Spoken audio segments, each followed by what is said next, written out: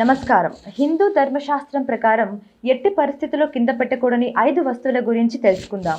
హిందూ ధర్మశాస్త్రం ప్రకారం కొన్ని వస్తువులను ఎంతో పవిత్రంగా చూసుకుంటాం. వాటిని కింద కానీ, అశుభ్రమైన ప్రదేశాలలో కానీ, మంచం మీద కానీ పెట్టము. పూజకు ఉపయోగించే పూలు, కొబ్బరికాయ, అగరబత్తీలు, కర్పూరం లాంటి వస్తువులను కింద పెట్టము. ఒకవేళ కింద పెడితే వాటిని పూజకు ఉపయోగించము. వీటితో పాటు హిందూ ధర్మశాస్త్రం ప్రకారం ఎట్టి పరిస్థితుల్లో కొన్ని వస్తువులను కింద పెట్టకూడదు. అలా పెడితే అంతా అశుభమే జరుగుతుందని నమ్మకం.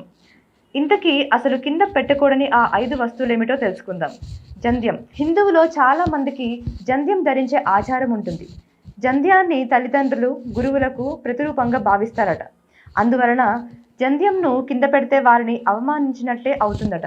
అందుకని దాన్ని ఎప్పుడూ నేలపై పెట్టకూడదు. శివలింగం, శాలిగ్రామం.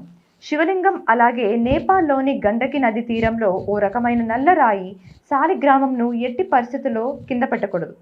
శాలిగ్రామంను విష్ణువుకు ప్రతిరూపమని చెబుతారు. వీటిని కింద పెడితే అన్ని సమస్యలు ఎదురవుతాయట. దీపం.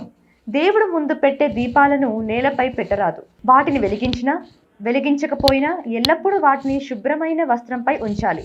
నేలపై పెట్టరాదు. అలా చేస్తే దేవుళ్ళు, దేవతలను అవమానించినట్టే అవుతుందట. బంగారం.